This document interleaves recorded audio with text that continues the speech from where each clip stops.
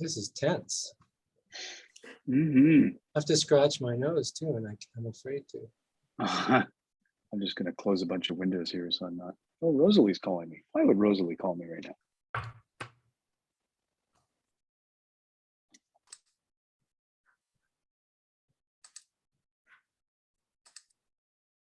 All right, everyone. It's showtime. It's showtime. Welcome to the University of Winnipeg's Open House Week. This year we're doing things a little bit differently and have prepared a series of panels with our faculty and deans and staff to talk to you about the various things that the University of Winnipeg has to offer.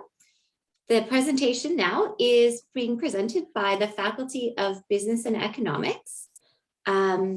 Before I throw it over to them, there is a Q&A feature at the bottom of the Zoom. So if you have questions for anyone here on the panels, we'll do a short presentation to begin and then Q&A. So please use that Q&A feature below and we'll get to as many questions as we can. So to kick us off, I'd like to introduce Dr. Hugh Grant. He is the Dean of the Faculty of Business and Economics. Over to you, Hugh. Thank you, Ashley. And can I first complain, how come we got the dinner shift? I mean, this is a tough crowd to have to deal with. I just want to get them. And Ashley, you didn't introduce yourself. You're like the director of all things important on campus. So we'll just leave it at that, because you'll handle all the tough questions. So anyway, thanks for this opportunity. I'm here with David Duval, the chair of the Business and Administration Department, and Shohan Bakshi, the chair of the Economics Department. So in the Faculty of Business and Economics, as you might guess from the title, there's two departments, Business and Economics. And so I'm going to just really hand it over to them, because most of the questions I think you'll want directed, or you want information about the two departments themselves and the opportunities there. And I think I'll just hang around in case there's any questions about some of the co-curricular activities, our co-op program, some work integrated learning opportunities, some of our student clubs and things of that nature, which are not important enough for the chairs to worry about. So I get delegated that task.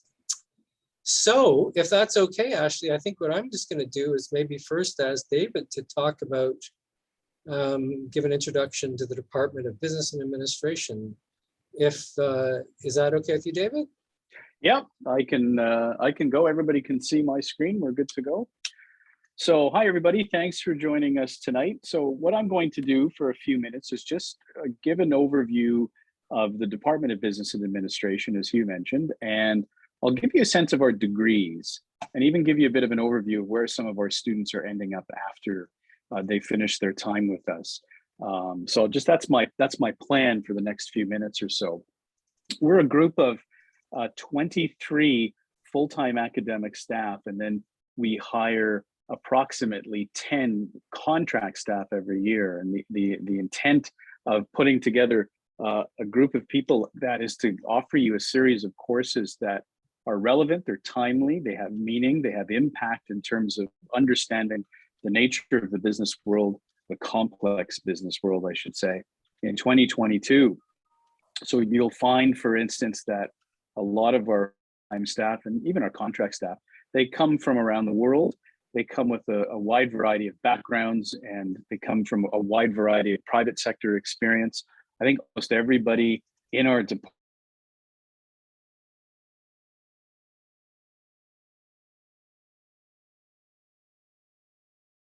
while they're employed with us and keep themselves current in that regard. So you really are joining a group of folks that are cutting edge in a lot of ways.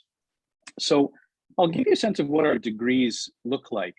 We have a couple of options, and I'm going to explain a little bit of the difference between some of these and then field some questions perhaps afterwards.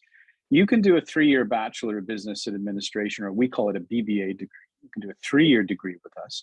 You can do a 4-year BBA degree with us, and you can do it as a general degree where you don't focus on any specific subject. You can also do a 4-year BBA with a focus in economics and finance. And then you can also do a 4-year BBA degree with a specific area of concentration. I'll run through those in just a few minutes, but if you want to think of them as majors, which some of our students do, you're forgiven, and that's no problem at all. So that just gives you a broad overview. And a very common question that we get is, why would I do, for instance, a 4-year degree when I can do a 3-year Bachelor of Business and Administration degree? And as the acting department chair, I get this question quite a bit, and it's a valid question. So I've thought about this over the past little while. It really is our flagship degree. And in a lot of ways, it's considered the standard length of a typical business degree that you will find worldwide. And I've taught overseas, I've taught over in New Zealand, and I've traveled around Europe a bit and visited business schools. And typically they are 4-year degrees.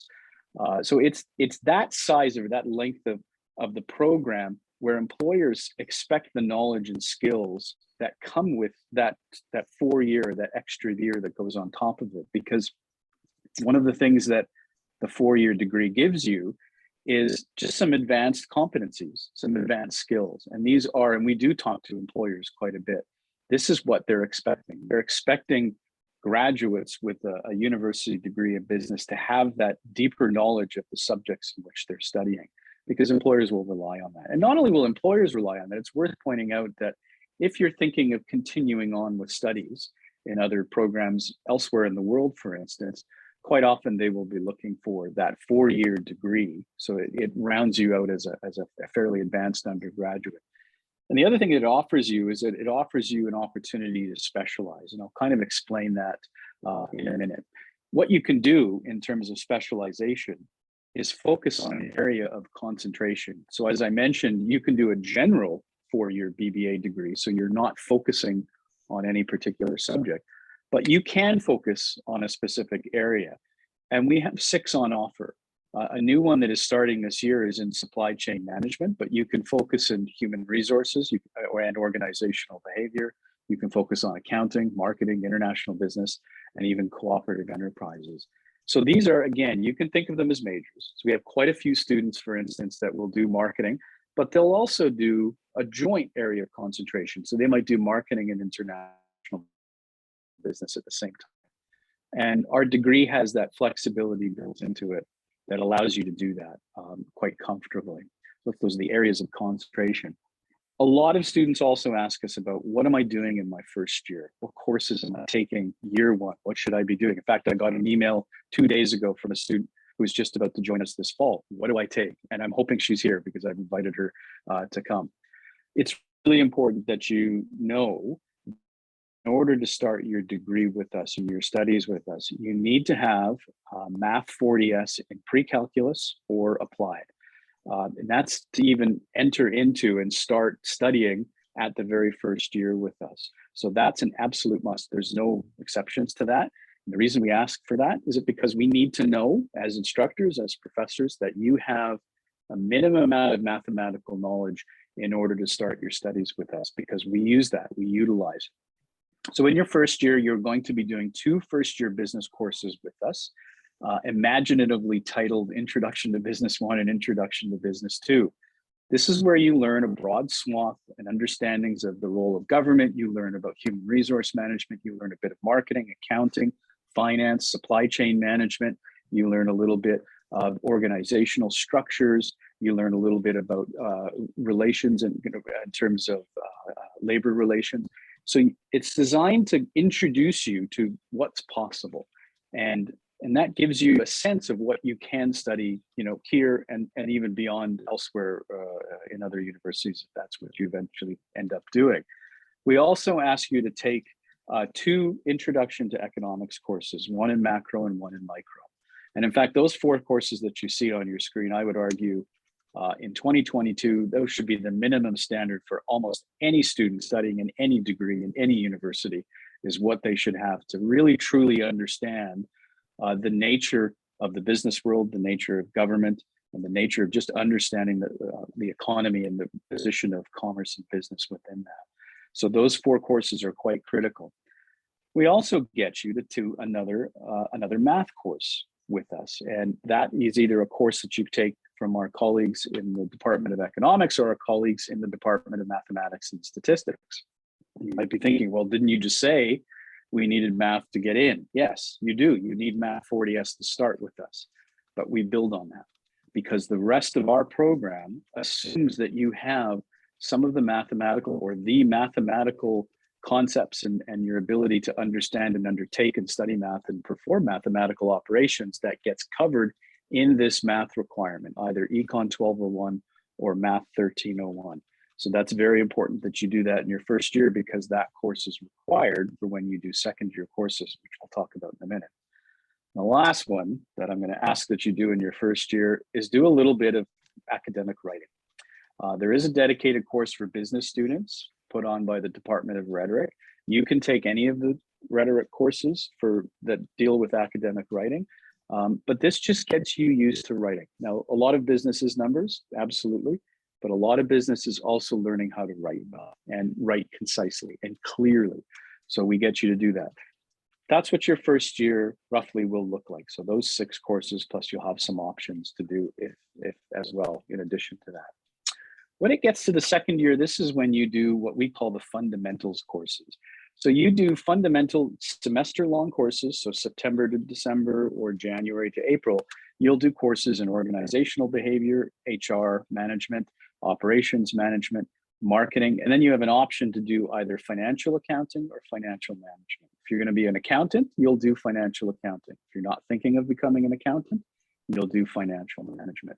We also get you to do a course in understanding government business relations, and that's taught either in the Department of Politics, Political Studies, or our colleagues in economics teach a course called Government Policy Towards Business.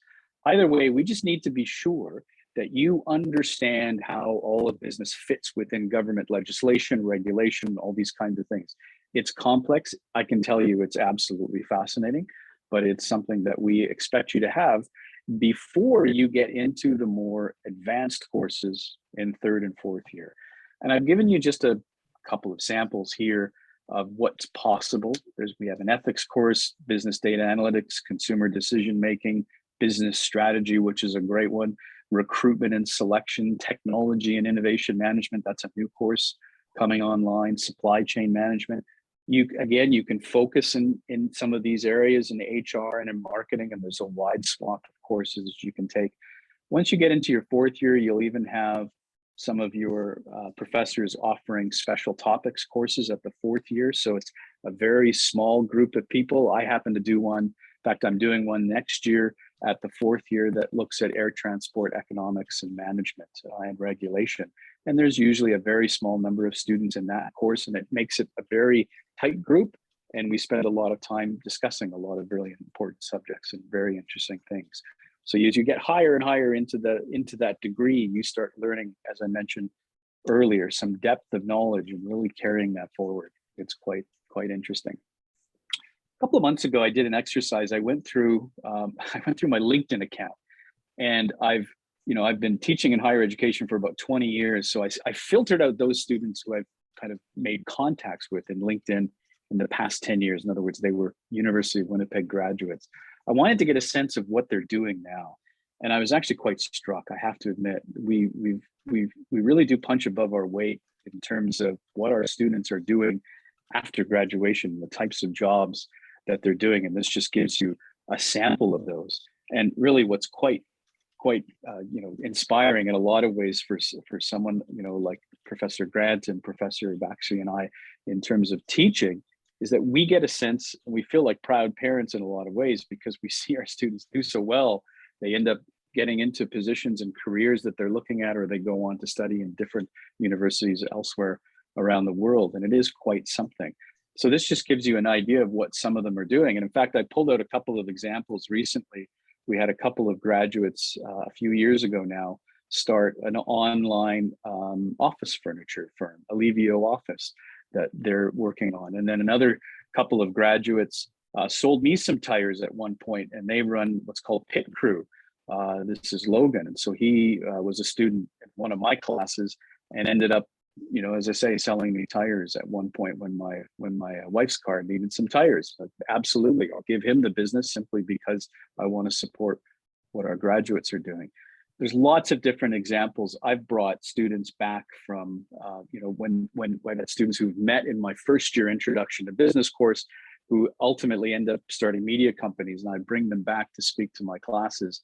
And students love it because they get to learn firsthand what's really possible. And it really is quite a bit of fun, I have to say. So that just gives you a bit of an example of what some of our students are doing.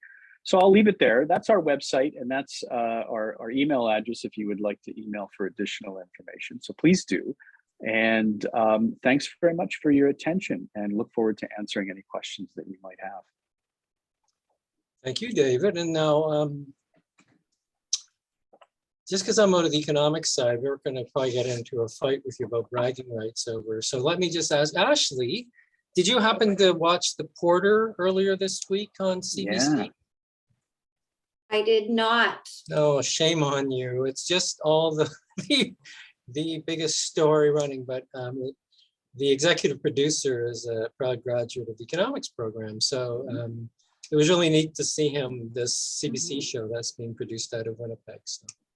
So if you get a chance, you can still, atone by tuning in next week or watching a live stream of it. I definitely will before I run into you again. It's really good. It's really, really good. It's really good. Okay. Dr. Bakshi, you want to say a little bit about economics? Sure, I will. Let me bring up my slides. So yeah, good evening, everyone, and welcome. So my name is Shoham Bakshi. I'm the acting chair of the Department of Economics. And what I'll be doing in this presentation is briefly talk about what economics is about, because I realize some of you may not know what it is about. And also talk about the different programs that we offer at the department. So economics is, in a word, the study of scarcity and choices. Okay, so what economics really looks at are the decisions that are made by individuals, businesses, governments, and other organizations when they use scarce resources.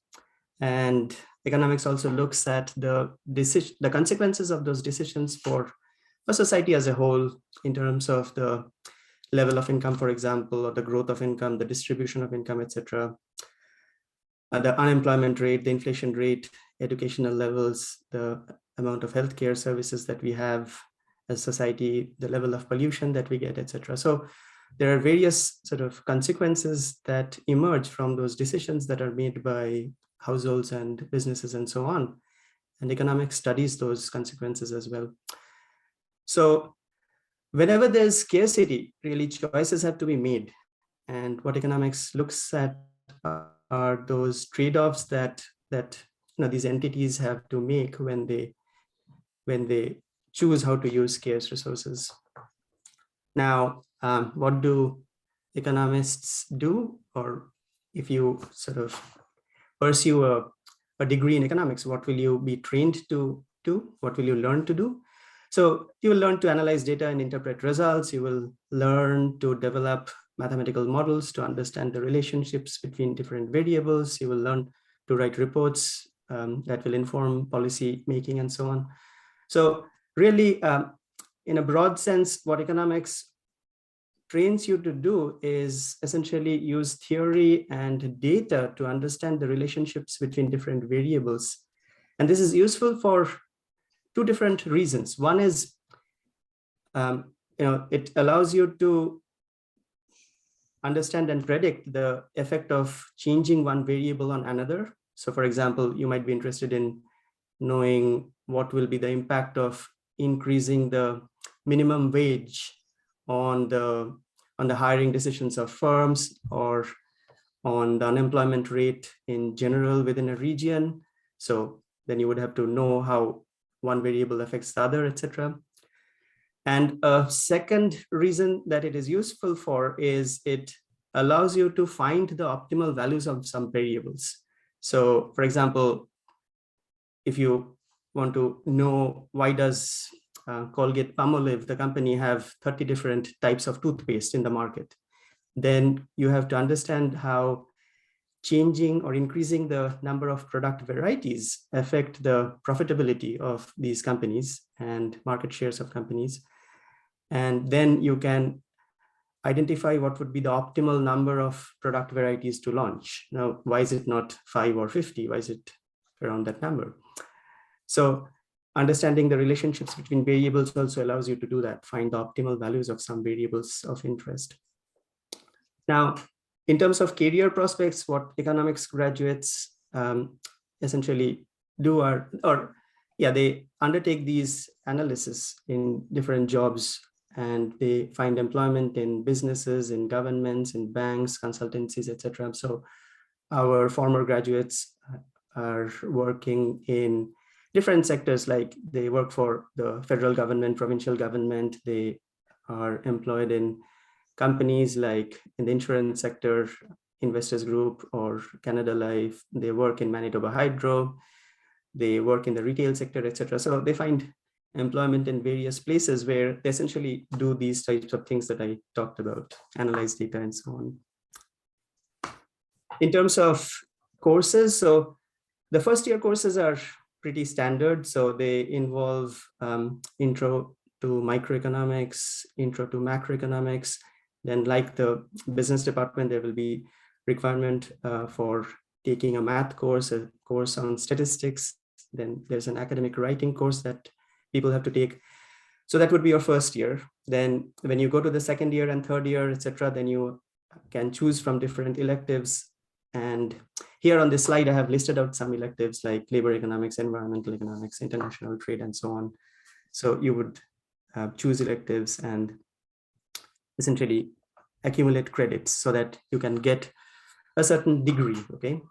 And in terms of the degrees offered at the department, we offer a 3-year and a 4-year BA in economics. The 4-year degree is, of course, the more substantive one because it involves an additional year of studying more advanced courses. Then we have a BA honors degree in economics, and this is the degree that is recommended for students that wish to pursue graduate studies, do a master's and even a PhD later on. Another degree that we offer is a 4-year degree in economics and finance. So we have a BA version of the degree in the economics department, and of course the business department offers a BBA version of this degree. And essentially the difference lies in the number of economics versus business courses that you take. This is a unique program. The economics and finance program is somewhat unique in the country, where it essentially involves courses from economics, business, finance, and quantitative methods, and prepares students for pursuing a career in finance. We also offer a 1-year master's degree, which may be useful for some of you later on. In terms of the math requirements, we have a similar math requirement as the Department of Business. So you need to have taken pre-calculus math 40S or applied math 40S in order to get into the program. And students that do not have this math requirement already can take these courses that are offered by the Department of Math and Stats at the university to essentially compensate for that lack of high school maths. Okay, so let me stop here. There's more information on our website, which is mentioned there.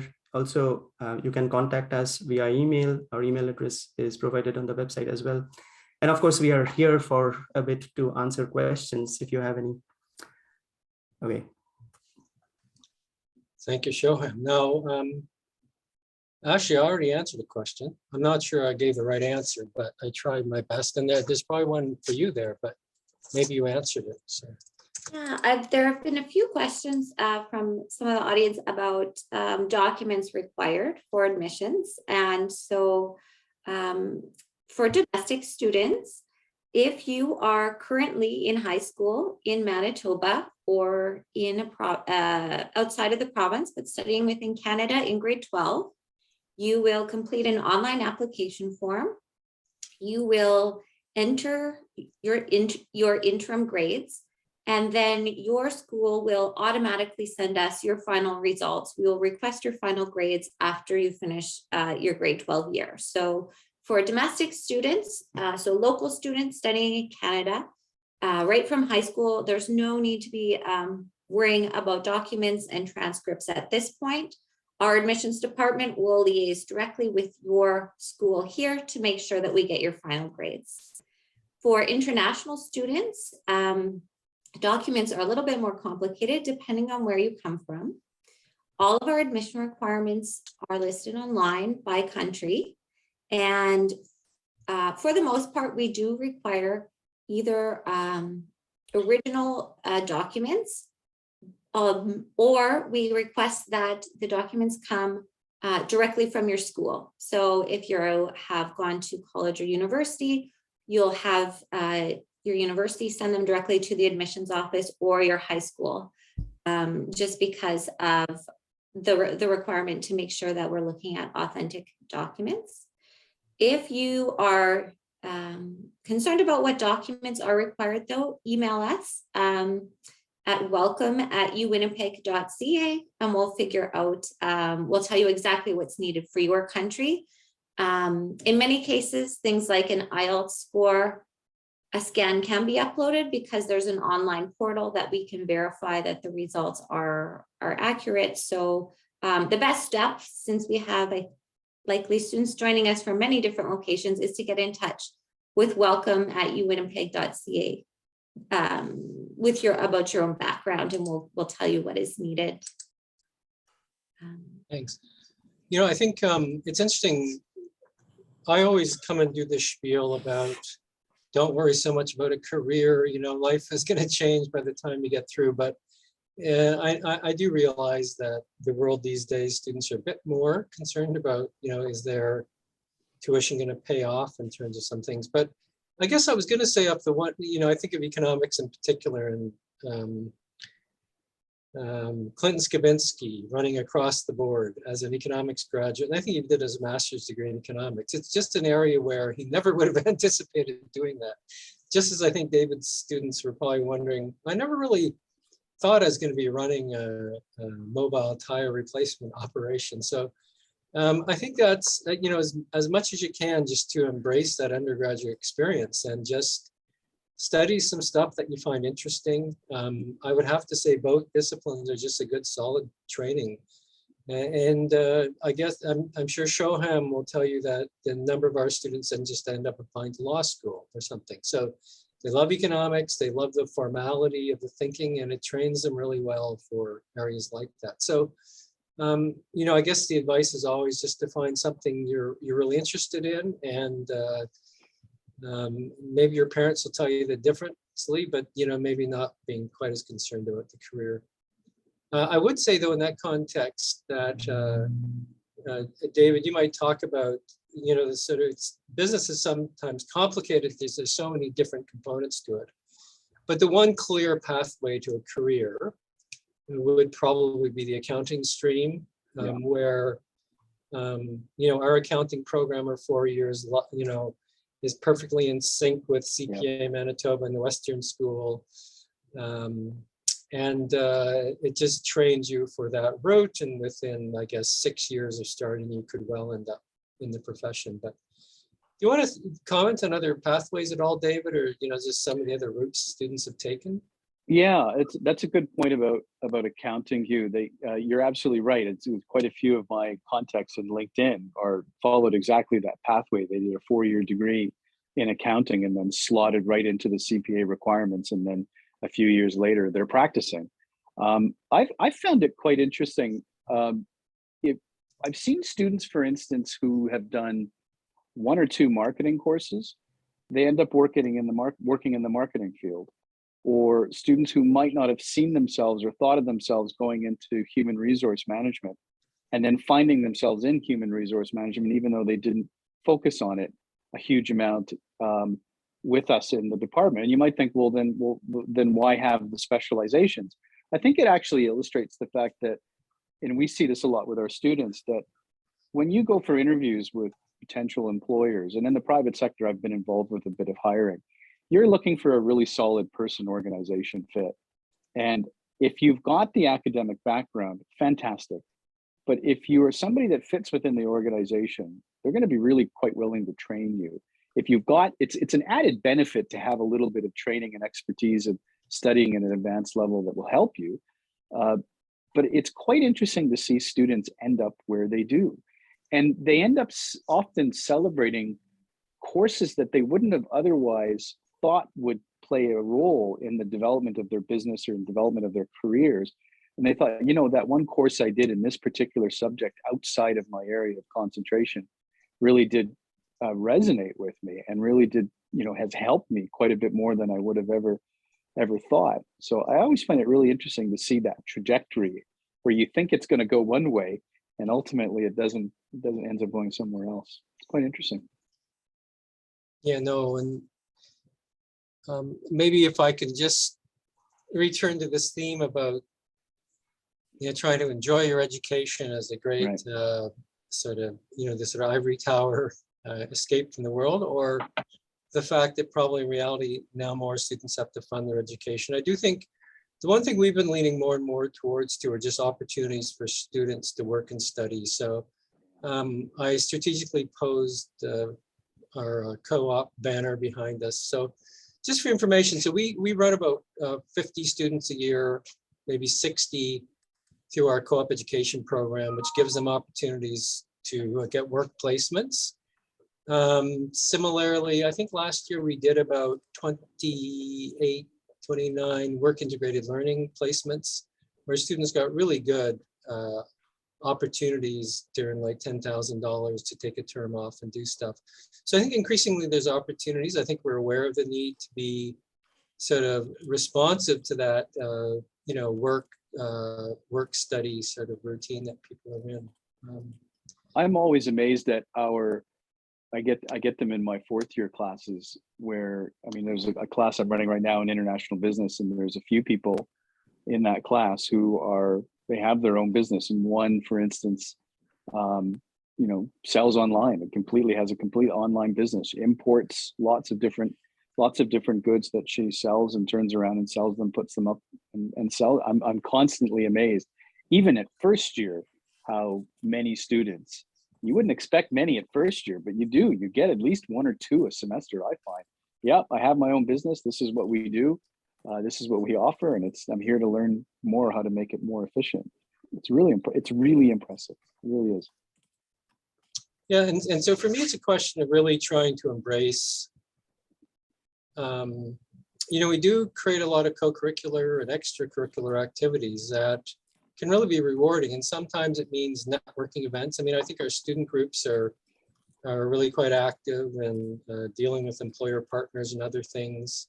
Some of the competitions are fun to do. I think, you know, we have usually 50 students a year taking place in the JDC West competition, which is a lot of a time commitment, but it can be pretty exciting. And I think it's really to take advantage of those opportunities. And I guess you know, we've all suffered in the past couple of years and the inability to take advantage of all those opportunities. And so we're really quite keen to get back at it and see people in the building again. And because I guess you know, I don't want to suggest that what you do in the two departments aren't important. They're very important, but I also think that sort of co-curricular piece is just so valuable. And I think yeah, we really do have so many opportunities available for students to get involved. And so are you watching the chat box there, Ashley? Do you want to cut me off? I am. Maybe I will, just so that we stay on time. Just while you're on the subject of co-op, there was a question of if there's a limit to the number of students that can enroll in the co-op program. And that's not exactly how it works, correct, Hugh? So students don't apply directly into the co-op program from high school or before they're students. You have to begin your studies at the University of Winnipeg. And after about 1 year of studies, you'll be eligible to apply for a co-op term.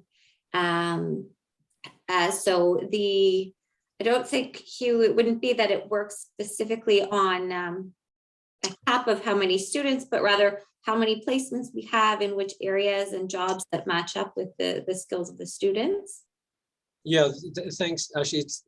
it's unfortunate. We were supposed to have our career page up by now, and it's going to be a great website for people to go to. So I guess more and more we're distinguishing between a co-op program where you're going to, as you were saying, sign up, sometime in year 2, and over the course of your university career, you're going to do at least 3 placements and then graduate. And as opposed to increasingly, we're just getting summer job opportunities. So I think we're calling that under the handle work integrated learning. So there are almost these 2 complementary programs, but you're quite right. The co-op, we put out invitations for applications, students coming out of second year. There is, I think you have to have at least a B average. And so it's screened very carefully. It's sort of an important program, and you're an ambassador for the faculty when you're going out to meet employers. So, but it's a great opportunity. And so we like to suggest it's a real privilege to get into it, and yet it really does pay rewards. But increasingly, I think during the pandemic, and I'm sure it's going to continue, we just found there were so many subsidy programs going on that we could arrange really good work opportunities for students. And so I'm just trying to think off the top of my head, we had students at, a range of places, from the car co-op to working on Selkirk Avenue with not-for-profits, to working with Red River Co-op. And we have students doing placements at Canada Life, a really nice scholarship program that really opens up opportunities. So it really is exciting. And, to give students that opportunity to study and work at the same time is really beneficial, I think. Want to cut me off again? Will. We have a few questions here about the accounting program. So David, one is about what type of courses would they take in their 3rd and 4th year as they specialize? And then how does the University of Manitoba's accounting program and University of Winnipeg accounting program compare, or is it the same outcome? Is it different? I can't answer that last question because I know nothing about the University of Manitoba's accounting program. The courses that you take in your 3rd year, I would urge you to kind of go to our website. I know some of them are listed there and you can look at the concentrations. But you will, for instance, take cost accounting. You'll take courses in assets and equities. You'll start doing some advanced accounting courses once you get into your 4th year.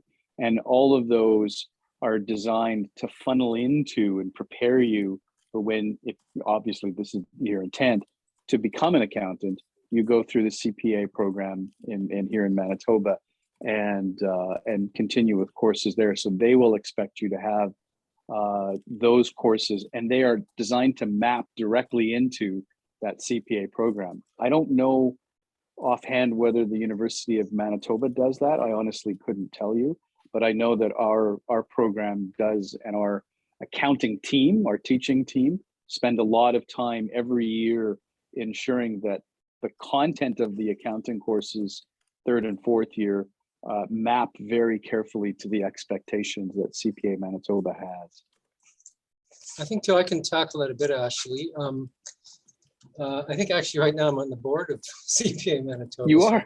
I'm supposed to know the answer, but I'm going to bluff my way through. Yeah, so I think accounting is a very unique situation. It's not often you encounter where the professional association itself sort of dictates the curriculum to the schools. And so what happens is CPA Manitoba, CPA Western School of Business says, these are the courses that our students, that people will need in order to pass our professional exams. And in a sense, we're contracting it to the universities to teach. And so you'll get a very common curriculum between all of the post-secondaries.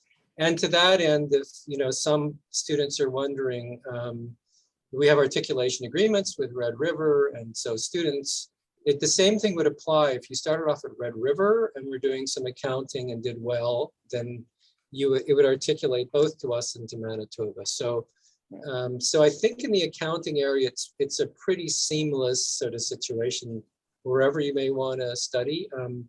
Of course, we can tell you why ours is so much better program, but I do think we do really have a great accounting team. And, Yeah, we do. and I think it's, you know, we spend a lot of time with the rhetoric about small classrooms and face-to-face instruction and get to know your instructors well. I'd have to say, and I think David would agree with me, that counts in spades for our accounting program. I mean, we've got classes of, 30, Yeah. And all very accessible and an incredible esprit de corps. I mean, they're so dedicated to that program. So yeah, we're really quite proud of that program and what it's done. So I've dropped into one of our colleagues, Rosalie, when she's taught one of her courses. I think it might have been a second year course, and I've dropped in just, I'm in between classes, or, I have a coffee and just a bit of a break. And the entire whiteboard, all series of whiteboards in the classroom are completely filled, and she's going over a detailed case, and it really is quite fascinating to watch. It's quite enjoyable. There was one question in the chat that someone sort of touched on, and I know in recruitment, I get this a lot, and so I'm going to ask it too for my own knowledge, is just the difference between a BBA and a BCom at the undergraduate level, and sort of what, are they the same? Are they different? How should students consider those two different degrees? Nomenclature, really, it's in name primarily. I came from a university where we had a BCom degree, and the BBA degree is just a historical name for a degree that we've got here at the university, but it confers no difference really from a Bachelor of Commerce degree. It's just a happenstance of the how it was named. Mm-hmm. yeah, I would agree with that. They're pretty interchangeable, and Shoham, they both came out of economics, so we spun them off. Actually, if you watch The Porter, I might give you one of these attractive booklets with our branding on it. I'm gonna watch it, but I will take some of your. And if anybody wants to email us, we'll send them a lovely copy. Shoham, I like this question here. Can someone major in just finance or only finance and economics? Yeah, The answer is no. But I was wondering if you can tell us sort of a bit more about maybe the finance and why economics is linked with that at the U of W and what. Yeah, so we chose to do it that way. So as I said, this is a unique program that we have in the university. It's unique in Canada in the sense that it combines, I guess, courses from finance, courses from economics, and courses from business, as well as these quantitative requirements that are also specified. So those are all combined to sort of create this degree, which is the economics and finance degree, the 4-year. You can get it either as a BA or a BBA.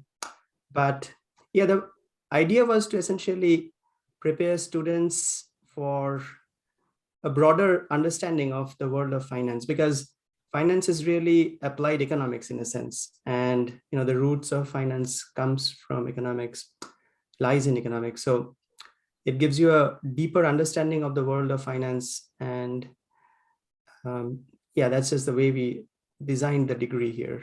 So you cannot do finance alone. So we have combined it with economics.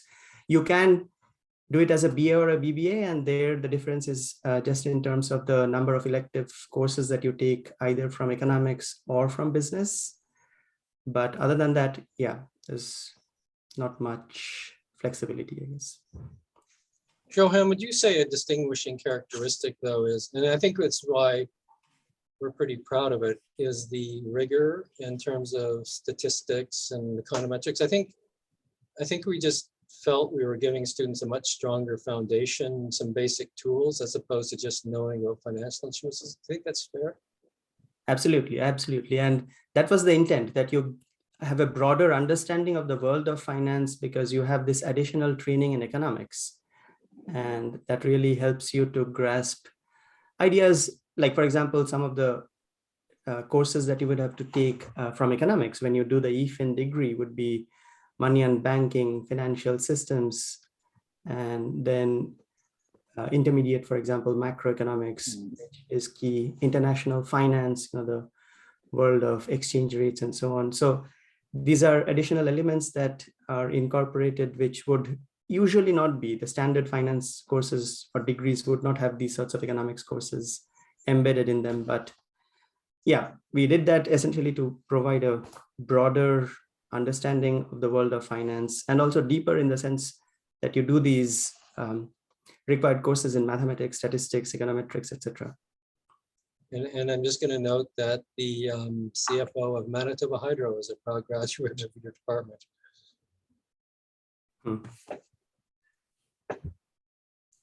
How's that, Ashley? That's Very I just pulled that out like that.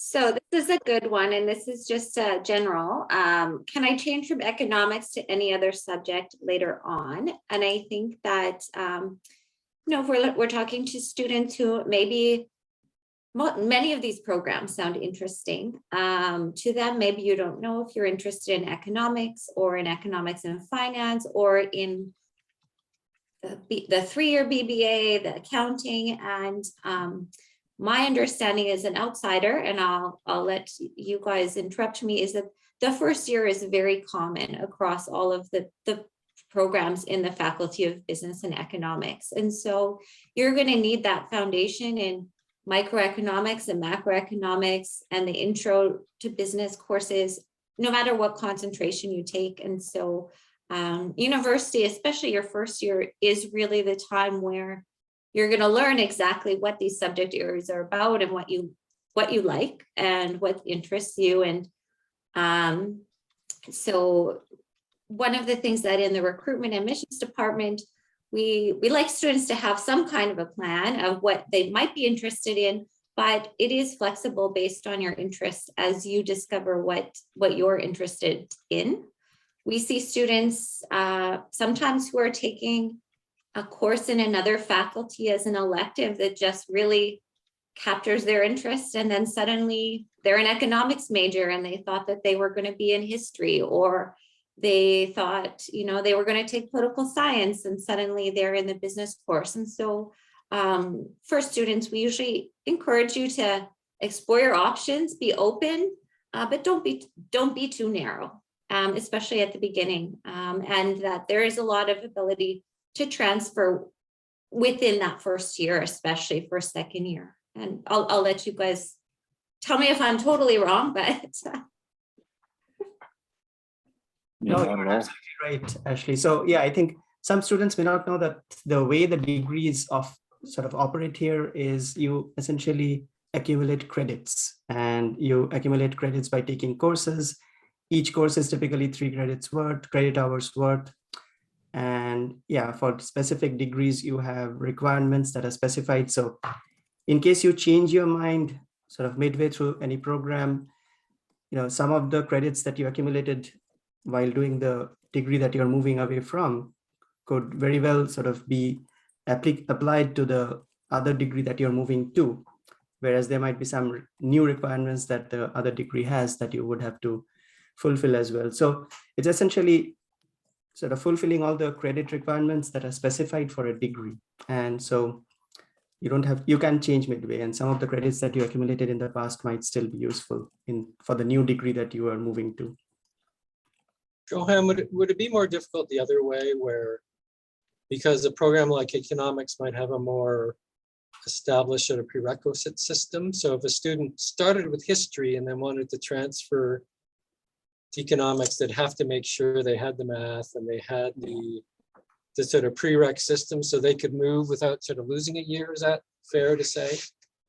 Sure. Yeah, absolutely. That is exactly right. And there is a lot of laddering that we have in terms of, the upper level courses requiring the lower level courses as prerequisites. So this essentially highlights the importance of degree planning. So if you can, you should try to sort of see what degrees you might be interested in and take electives on that basis. So there are sort of general degree requirements that you also have to fulfill. And so if you're thinking that it might be either history or economics and you are not sure which one it would be, then maybe a good idea to select sort of some history and economics courses in order to fulfill the social science requirement, because those would be useful down the road when you You are really ready. want to say take economics, not history, don't you? So it's just in case. Yeah, But yeah. no, that's fair. Ashley, can I ask David a question? Or am Please. I not allowed? Thank you very much. Actually, maybe do I want you to chat me the question first so I can Yeah. see it, but Make it you. Go official, ahead. yeah. No, I'm just going to wing it. So, there must be a 5-second delay. If I say something wrong, you can bleep me out. But no, David, I just wondering if you wanted to talk maybe a bit about, I think a lot of students think about entry to Asper, Red River versus U of W, where, do you want to talk about what it means to be an open entry school? And then maybe some of the steps to get through to get your 4-year degree. I know you talked a bit about it in your PowerPoint presentation, but Right. Yeah, we're open entry, and what that basically means is that you can start studying business with us right out of high school, and you're coming in and you're taking Introduction to Business 1 and Introduction to Business 2.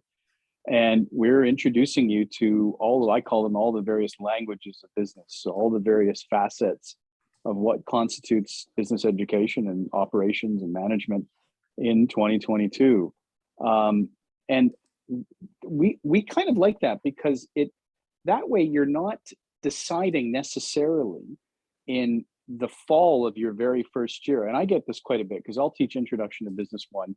And by November, I'll have students in my office saying, I want to study human resource management. I know that's what I'm going to study. And then they'll finish the course with me, do usually fairly well, then go on to do Introduction to Business 2 the next semester in the winter, and then get exposed to accounting, for instance. And the next thing you know, you see them a couple of years later and they're doing accounting. And that open entry, that ability to kind of just get a breadth of understanding of what's possible, I think what sets us apart. A number of years ago, I had a conversation with some of my 4th-year students, some of our senior students who are, and a lot of them we get, and I'm sure, Shoham, and I know in economics, you get them as well. By the time we see them at 4th year, these are really, really bright people. These are people who have been through a long degree.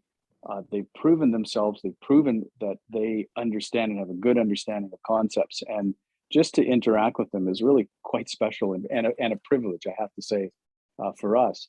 But I had a conversation with one of them because a lot of them, and this just goes to what Hugh was talking about in terms of the case competitions, because this group of students interacted a lot with students from the University of Manitoba, and great students, good folks, and they were friends in that. And I said, now that you've interacted with them, what's different about our students and the students that you've interacted with at Asper?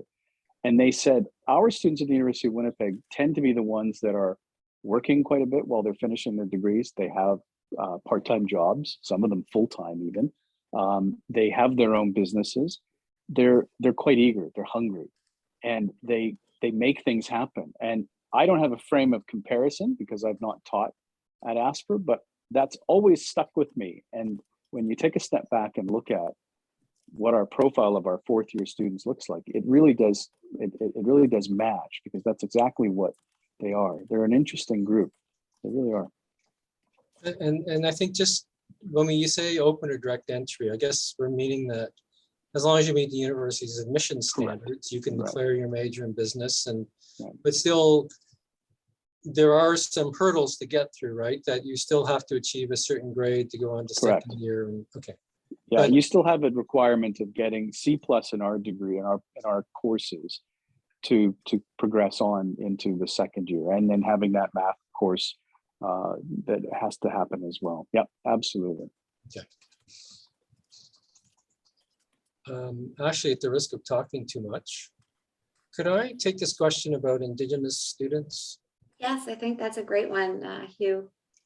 You would like because this has been front and center for us, and I guess this is something I've wrestled with quite a bit. It's a strategic priority of the university, and we have lagged a bit behind the rest of the university. So where, say, across the university, 8 to 10%, I think is the number, Ashley, would be self-declared Indigenous. It's about 5 to 6% in our faculty. So we have about 70 self-declared Indigenous students, pretty evenly split between First Nation and Métis. And so it's been a big priority for us to try to develop a curriculum that is relevant to a growing segment, a large and growing segment of the Winnipeg and Manitoba population. So right now, I mean, I'm really excited about some of the opportunities. Right now, Sheila North is helping us do a little strategic planning. We're going to be looking at the curriculum. I think there's great opportunities to do some co-programs with the Department of Indigenous Studies to look at Indigenous governance and programs of that nature.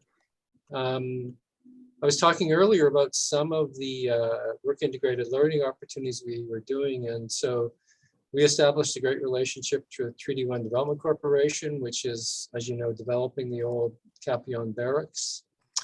And we developed some work integrated learning opportunities there. We had a student do some placements with Southern Chiefs. So for us, it's been really important to kind of establish those relationships with Indigenous organizations, because obviously we need some help in terms of getting some an advisory council to talk about what our curriculum should look like. So we're working hard on creating what we think is a welcoming culture and developing a curriculum that will be relevant. So I guess what I see is there's just great possibilities. I mean, you know, that there's opportunities for students to really take charge and get involved. And so we're kind of really open to students helping us, you know, sort of along that pathway to a more robust curriculum in Indigenous studies. So I know that economics does have a course in Indigenous economic development. If I can just elaborate a bit. So we just went through a really interesting partnership with AFOA Canada, which runs the Certified Aboriginal Financial Managers Certificate. And so we did an exciting pilot project with them where we had about 20 Indigenous students studying in a couple financial courses. And they counted towards credit at the university and also credit towards this CAFM accreditation. So we're really looking at developing more of those partnerships. And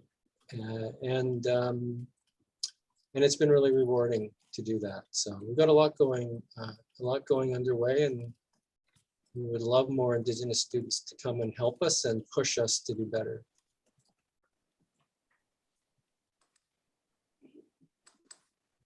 Thank you so much, Hugh. And with that, I think we've had quite a lively session. So I want to say thank you to everybody for their interest and questions. Also, thank you to you all who have taken the time to meet with our future students today.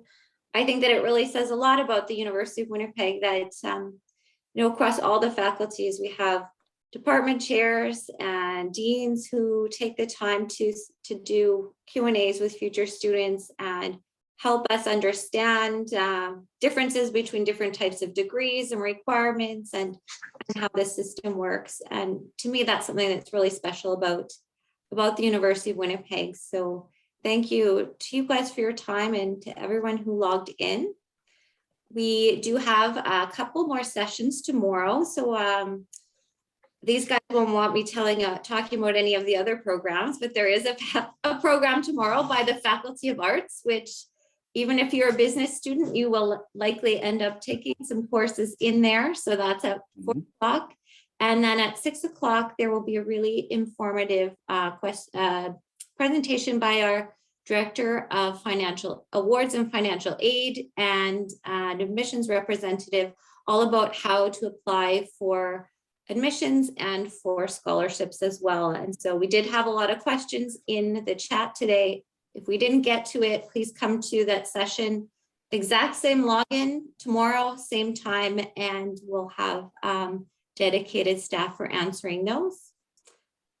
As always, you can continue to reach out to us. We have very responsive teams at admissions, recruitment. If you email welcome@uwinnipeg.ca, or if you want to connect more with anyone in the departments or have specific questions about the faculty, I know that you guys are always very open to helping students who need a little more in-depth information than my team can provide. Thanks, everybody.